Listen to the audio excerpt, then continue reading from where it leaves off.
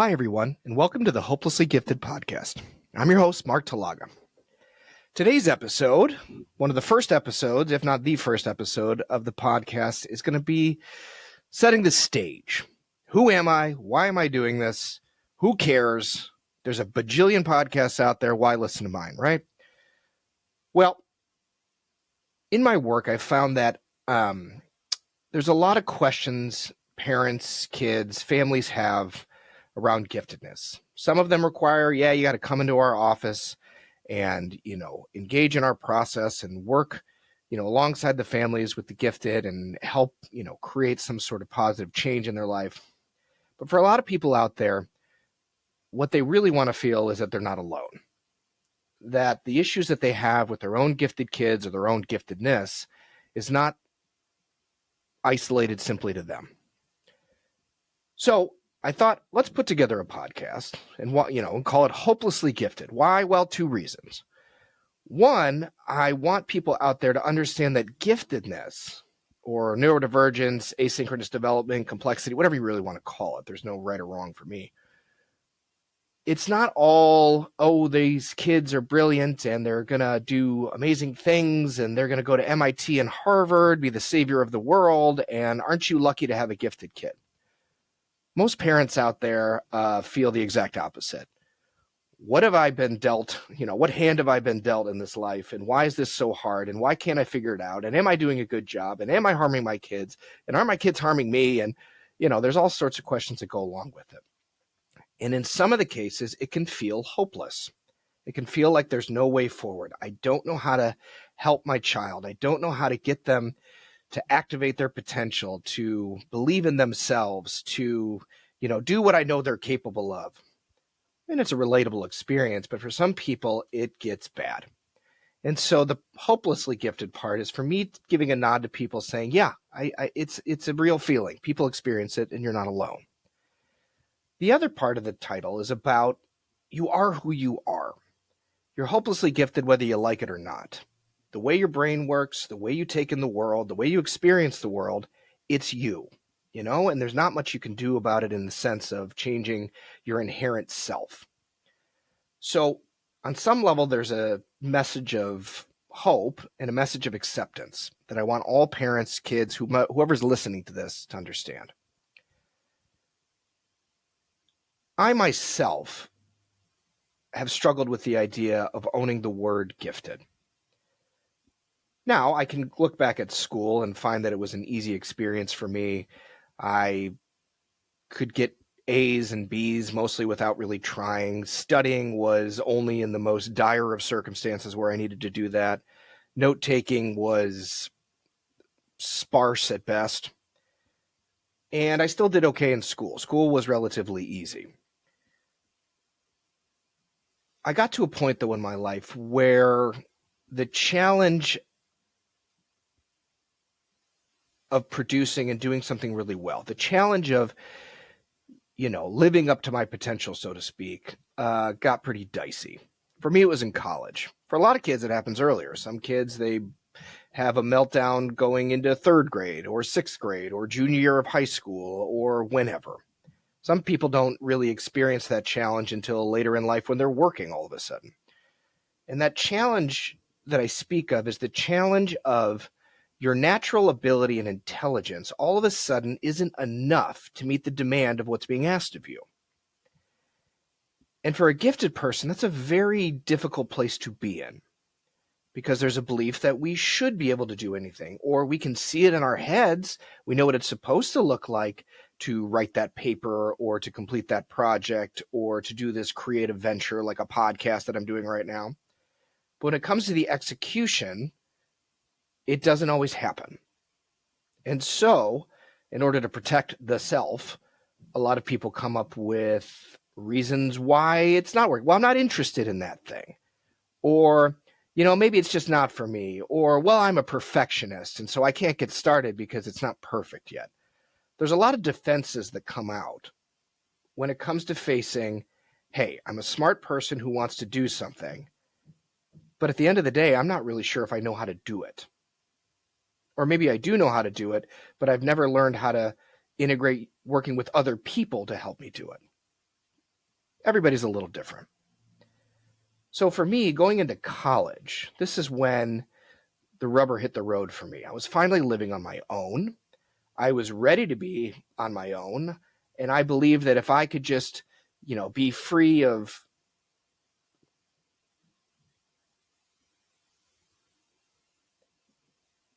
For me, going to college was tricky.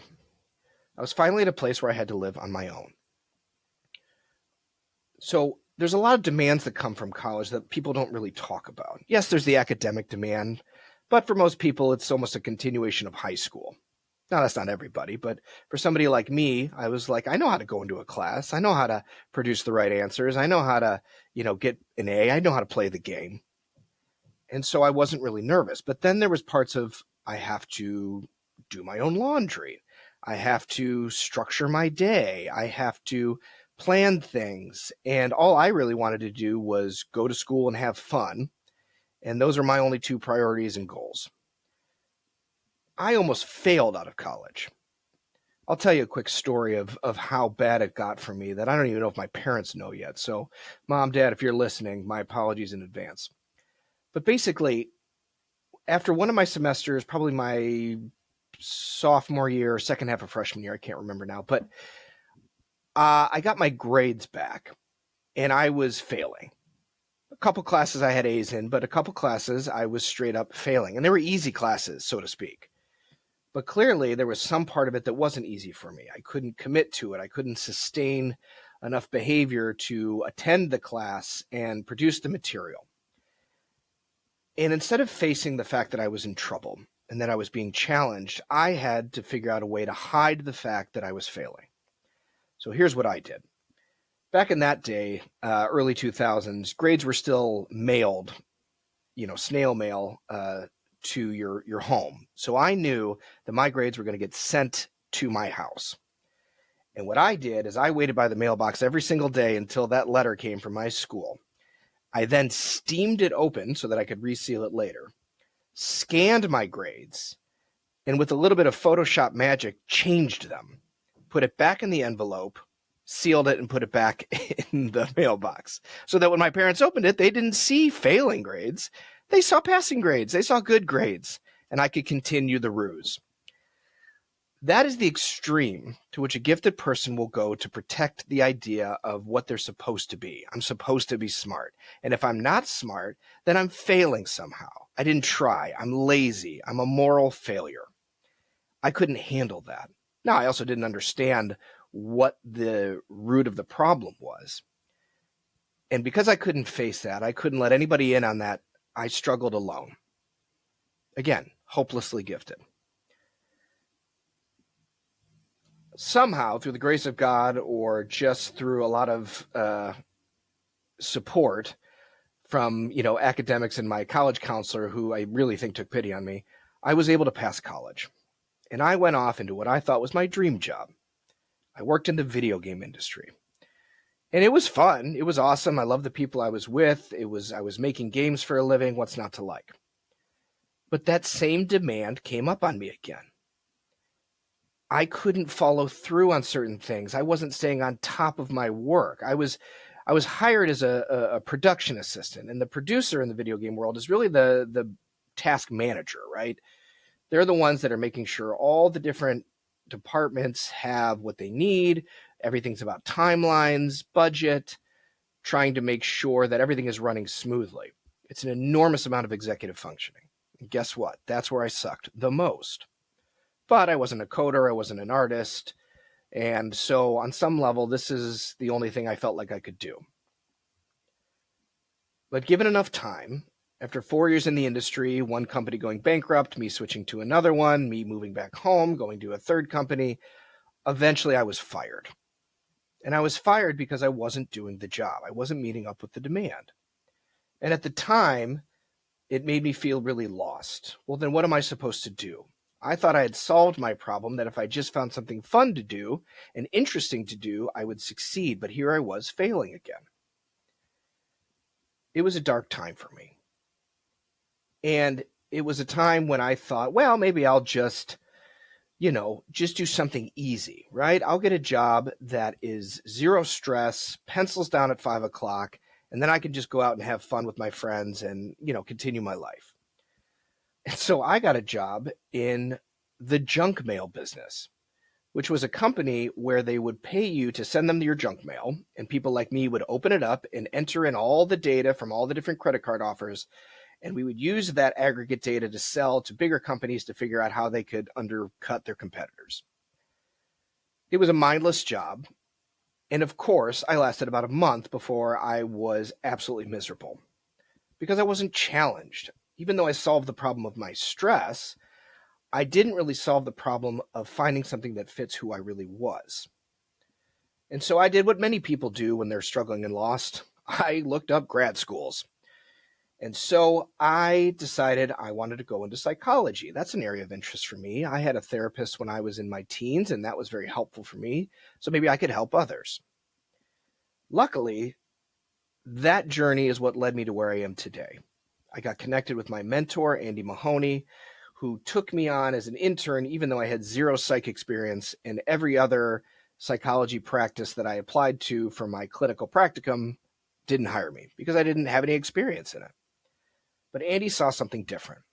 He saw somebody that was willing to try to forge a path that was his own.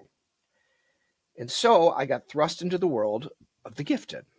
And the more I learned about it, the more I learned about myself, of what I was really struggling with, of the skills I didn't have, of the pressures I put on myself without realizing that it was completely normal. In a sense, it saved my life.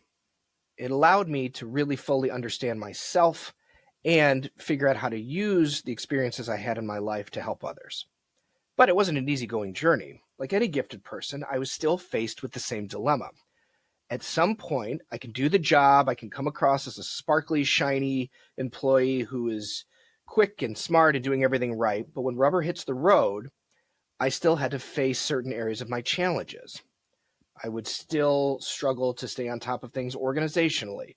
I would still struggle to hear critiques that I wasn't doing very good. I didn't like that. I wanted to be told I was doing great. And so my ego was taking a bit of a hit, and I was thinking about leaving. Maybe I need to find something else.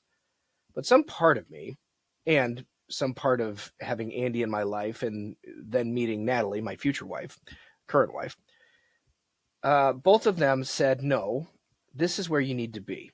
You need to work through this challenge. You need to face the fact that you can't do certain things.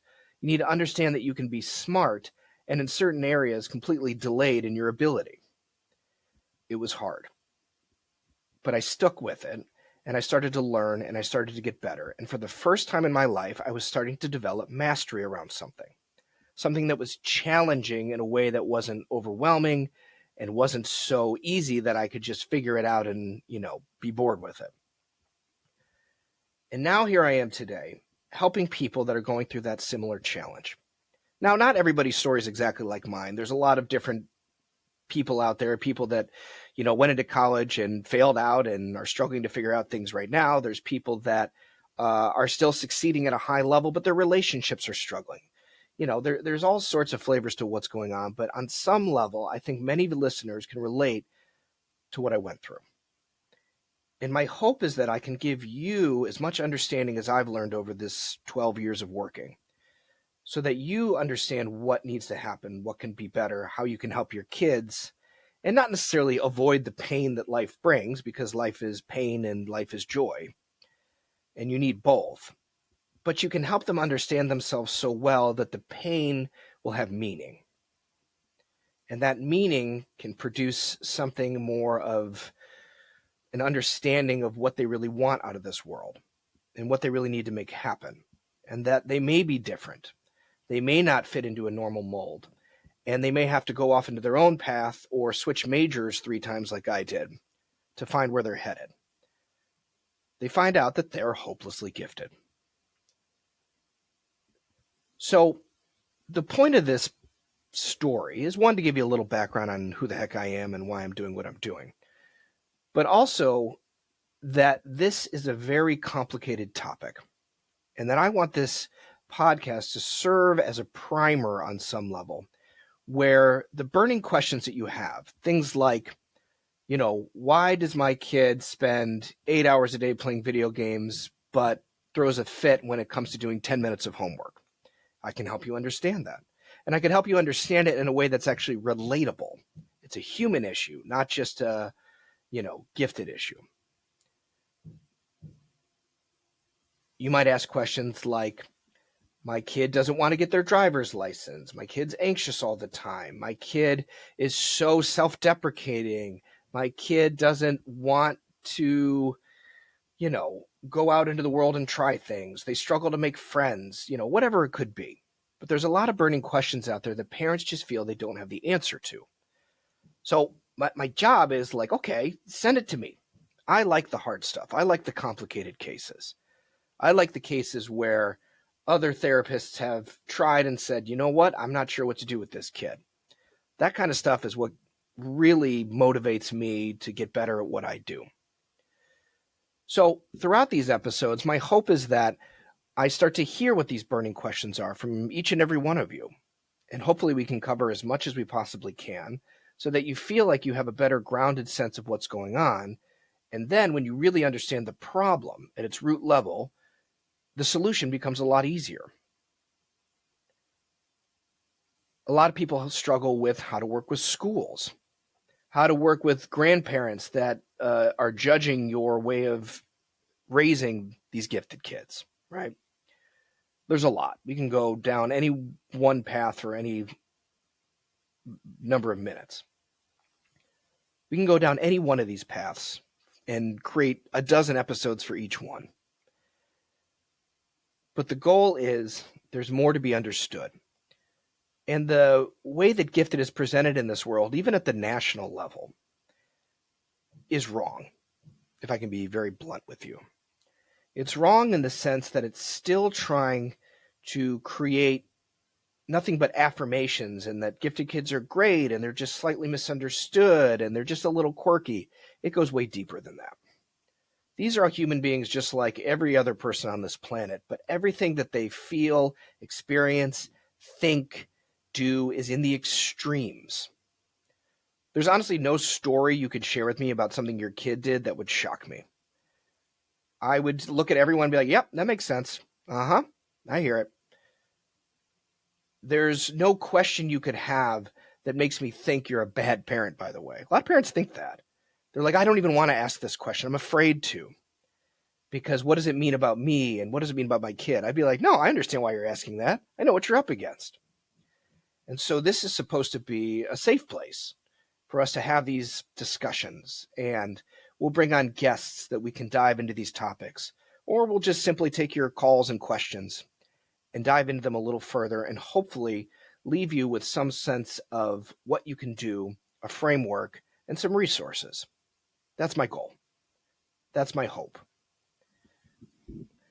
As you listen to some of these episodes, I think on some level, I have to really be cautious about how I present them because it can't just be this static, we bring on a guest, we ask them a question, we dive into it, end of story. Because sometimes people need more and we have to dive in deeper and even get a little academic and go in behind the curtains of how, therapists working with these kids. And it might be a little overwhelming at times, but I think that's okay.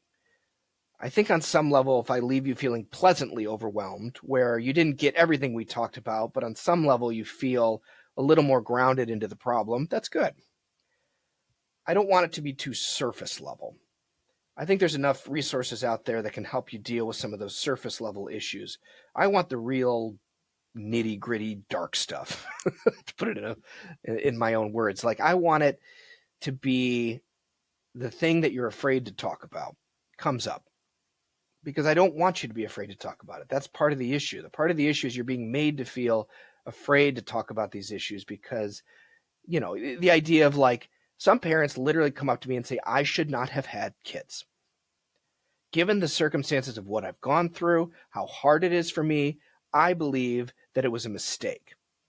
That's real, by the way. That's a real honest conversation that parents have brought to me. And I applaud them for it because they're being completely vulnerable in their overwhelm and their difficulties and their feelings of being alone. and I can help you with that. You know, there's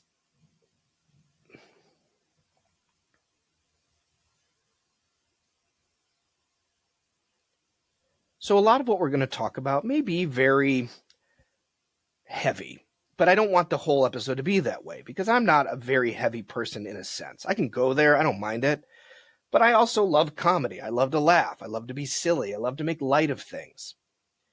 You know, there's an irreverence that I hold very strongly. And so sometimes we'll be cracking jokes that may be a little inappropriate, where other people would, say you can't say that and that could, harm some people or offend some people. Maybe, but the intention is never to do that.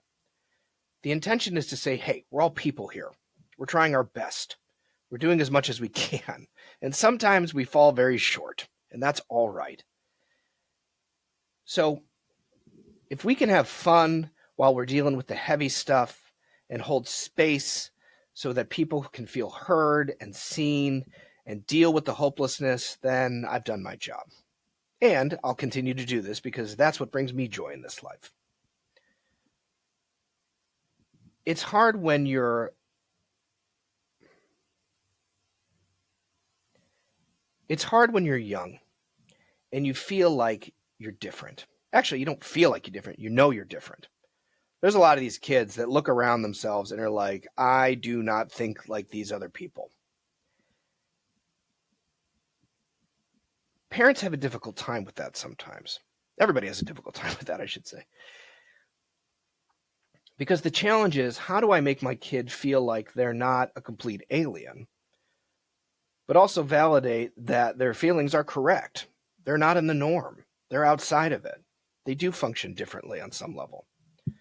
Now, I'm a big believer that our brains all function in the same foundational way. We take in information, hopefully store it in an organized way, and then retrieve it out for later, right? That's typically how we learn and how we grow and how we take in the world around us.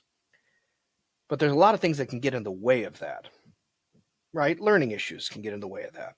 And so in future episodes, we're going to talk a lot about learning issues, and not just the ones not just dyslexia or ADHD or autism or, what's another one? I don't know, dysgraphia. These are all important, by the way. But there's certain learning issues like language processing, auditory processing, sensory processing, where there are certain glitches in the way we take in that information, where it either doesn't get stored correctly or it gets stored in a way where it's too hard for us to retrieve.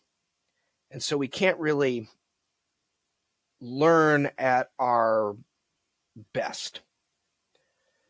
And a lot of times the gifted, their developmental profile, the data points that make up what they know, right? Their ability in math, their ability in reading comprehension, their ability in coding, their ability in executive functioning, their ability in their fine motor skills and their gross motor skills, and so on and so forth.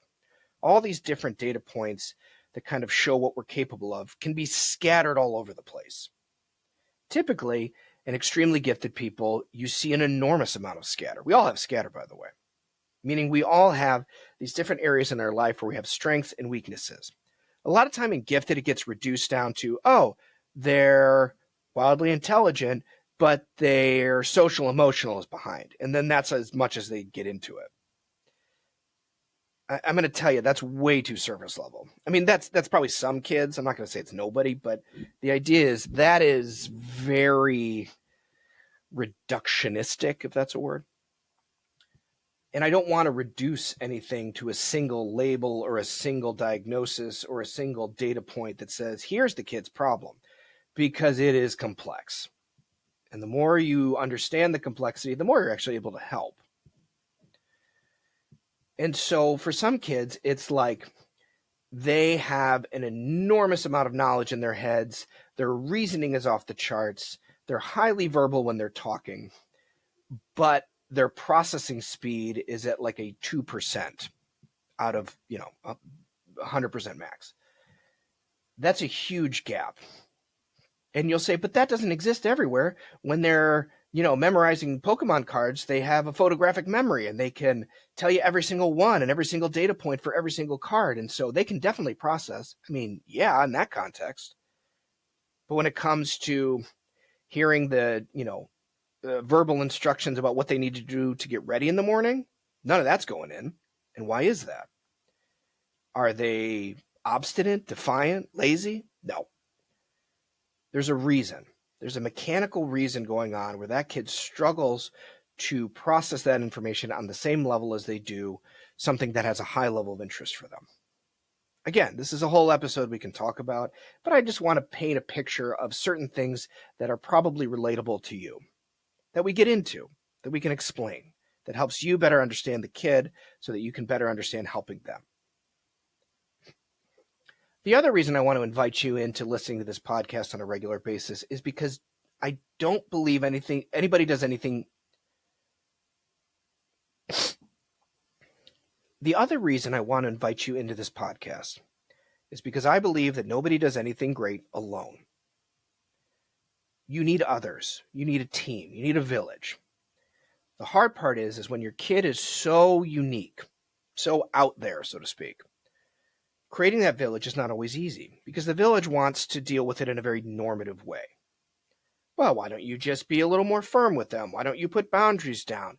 Why don't you coddle them a little more, right? If people are perceiving you as being too structured and too rigid. A lot of times that doesn't help. And at worst, it actually makes things worse for the kid. You're reinforcing behaviors that you're actually trying to change. And so I want your village to be more thoughtfully crafted where it comes from a place of true understanding. And sometimes we don't get that understanding until we can explain it ourselves, where we can advocate about what we really need and how we really need people to be in our lives. How we go to our pediatrician and say, I get what you're saying, and that helps, but what I think you're missing is this. Now, that might be very scary to some people. I have to go to a doctor, an expert, somebody that's been doing this job forever, and then I have to say that they're doing something incorrectly? Maybe. That might be exactly what you need to do. But if you don't have the knowledge and the foundation of what's really going on, that is going to be an impossible task. And so nothing changes. You don't get the help you need. I don't want you to feel alone. Our practice does a lot of things really, really well. And we make sure that our focus is strong on assessment and evaluation. We want to know every possible data point that we can understand about this kid to get a complete picture, a holistic view of who this kid is. Or who this adult is, by the way. We don't just see kids. And when we do that, we're better able to integrate all these different parts in a way that they start to make sense. And then we can decide what needs to be dealt with the most. Did they need to be in individual therapy? Did they need to be in group therapy because their communication and relationship dynamics need support and help? Did they need to have executive function coaching because that's their biggest place of support? Do they not need anything at all and it's the parents that need support and help? And do we do parent coaching? Do we just need to support you as it comes to dealing with the school? Because the school is missing certain aspects. Do you need help in figuring out how to better assess for things? There's not a one-size-fits-all to gifted.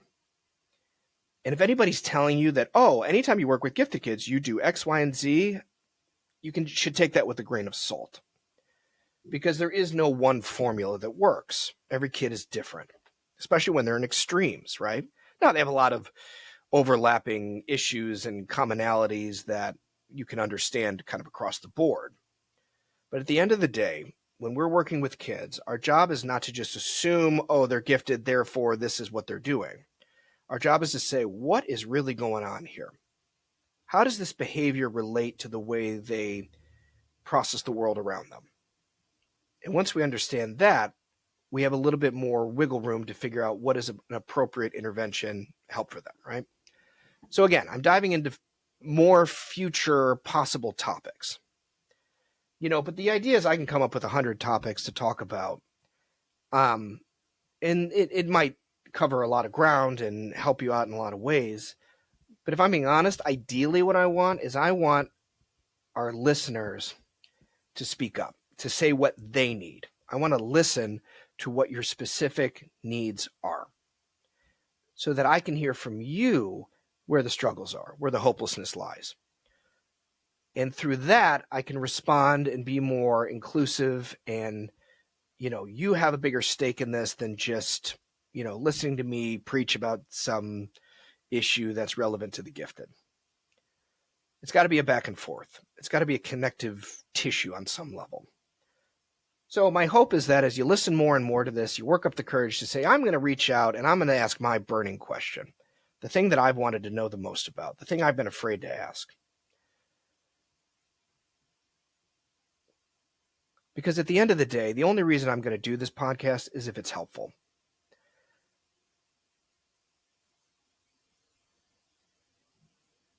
And the only way I can gauge if it's helpful is if I hear from you, the listeners. So my hope is that as we move forward and this podcast forms into what it's ultimately meant to be, because remember, working with gifted kids or working with creating a process is a developmental, process. It takes time. We have to look at things. What's working? What's not? How do we grow? Is it in line with what we really want? And if it's not, what do we need to deal with? What are we missing? If you feel stuck, you go back to assessment. That's with anything. And so the only way I can help this podcast develop and grow is with your help. And so as you listen, my goal is to make sure that we feel more connected than ever. My goal with this podcast is to make sure that you're feeling connected to the topics, connected to me, connected to your kids, and I feel connected to you. And in that way, we can help even the most hopelessly gifted. See what I did there? Put the title in at the end, like a real button. Yeah, I know, I'm pretty good. Well,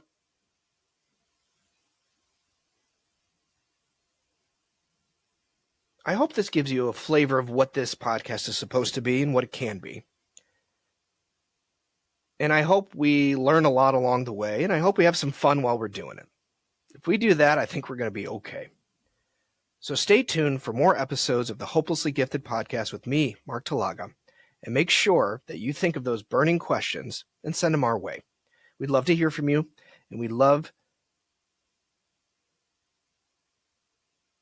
and be sure to send them our way. We'd love to hear from you. Thanks and goodbye.